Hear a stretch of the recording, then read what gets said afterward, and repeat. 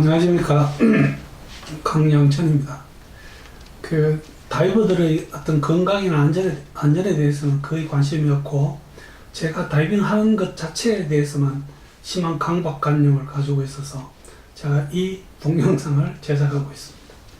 오늘 다루고 싶은 주제는 이름도 생소한 염수흡인증후군이라고 하는 어떤 상태입니다. 저희들이 다이빙하고 나와서 피곤하다도 감압병이라고 말씀드린 적이 있습니다. 그런데 그냥 단순한 어떤 피로가 아닌 마치 내가 감기 몸살 같은 데 걸린 게 아닌가 싶을 정도로 내 몸이 아주 어떻게 좋지 않다는 것을 느끼는 경우가 있습니다. 그걸 서양 애들은 그것을 다이빙 블루라고 그렇게 표현을 합니다. 그것의 많은 원인 중에 이 염수흡인 증후군이 들어갑니다. 그래서 오늘은 이 염수흡인 증후군, 영어로는 salt water aspiration syndrome이라고 하고요. 정의, 원인, 증상, 징후, 그 다음에 예방 치료와 이 병에 대한 어떤 치료 후의 예후까지 한번 정리를 해봤습니다. 이거는 제가 작년 5월에 받았던 전화 받았던 여성분이고요. 다이빙을 하고 나서 금방은 아무런 증상이 없었다고 합니다. 그러고는 조금 지나니까 가벼운 어떤 기침 같은 게 시작됐는데, 그 다음날 열이 나면서 피부가 좀 눅눅해지기도 하고 왠지 온몸이 불편합니다. 이게 우리가 흔히 오는 감기 때 증상이죠.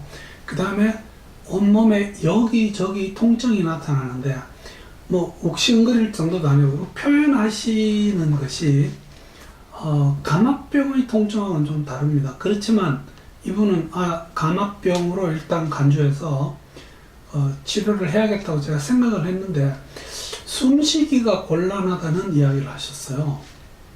그래서 탁 머리에 떠오른 게 염수흡인 증후군이었습니다. 그래서 몇 가지 물어봤죠. 호흡기는 너 거냐 빌린 거냐부터 해서 마우스피스는 입에 잘 맞느냐도 물어보고 했는데, 그때 제가 내렸던 결론은 일단 염수흡인 증후군이라서 그분을 바로 가까운 포항에 있는 병원에 이렇게 보냈어요. 그때 가슴 사진을 찍는 거를 제가 입수를 했는데 이렇게 생겼습니다. 이 정상적인 가슴은 이렇습니다. 폐가 처음부터 끝까지 전부 다 같이 이렇게 검게 나와야 됩니다. 근데 지금 이분은 특히 이 부분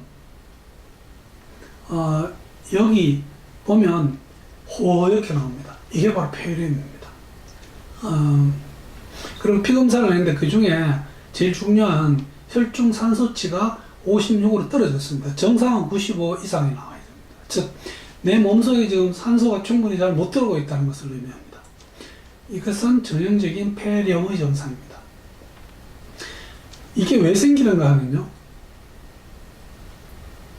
우리가 수중에서 바닷물을 속에서 호흡을 하는데, 호흡기 2단계 속으로 계속 바닷물이 들어오면 그 바닷물 속에 있는 소금기가 내가 호흡할 때마다 계속 폐 속으로 들어가게 됩니다.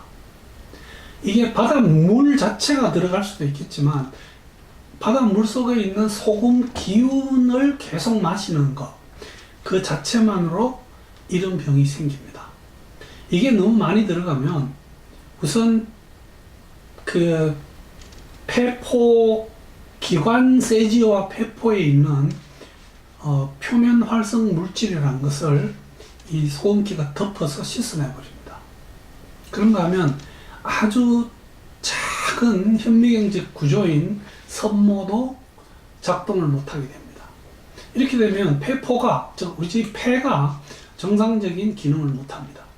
그러면 여기에 약간의 염증이 얹혀지면서 폐렴으로 이어질 수 있습니다.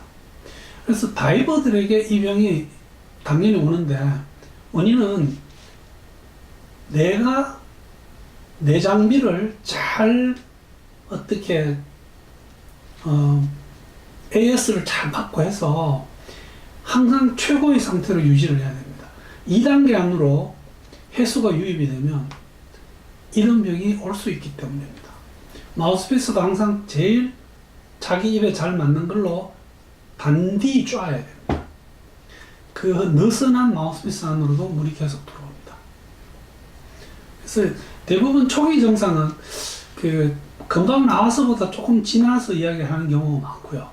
기침, 그 다음에 몸이 좀 아프고 좀 숨이 가쁘다는 표현이 제일 심각합니다. 이게 다이빙 끝나고 바로 이것을 이야기하는 분은 거의 이걸로 간주해서 치료를 하셔야 됩니다.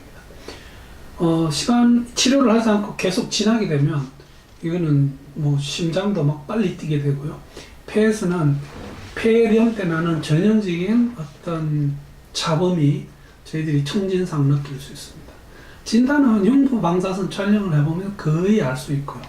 피검사에서 우리가 동맥피 속에 산소 분화도가 얼마인가를 재보면 대부분이 뚝 떨어집니다.